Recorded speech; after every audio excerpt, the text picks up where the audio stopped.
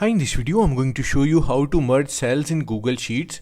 Merging cells in Google Sheets helps create a cleaner, more organized layout for headers or section, enhancing the readability and presentation of your data. So let's start the video. First, open Google Sheets. Next, select the cells you want to merge. We are going to merge these cells A1, B1 and C1 containing the header text. With your cells selected, look towards the top toolbar.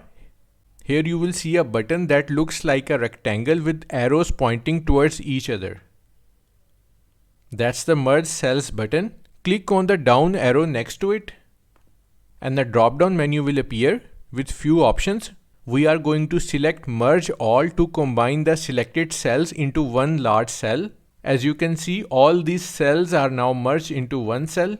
Furthermore, you can click on Align button and select Center to Center Align Text. So that's how to merge cells in Google Sheets. Thanks for watching.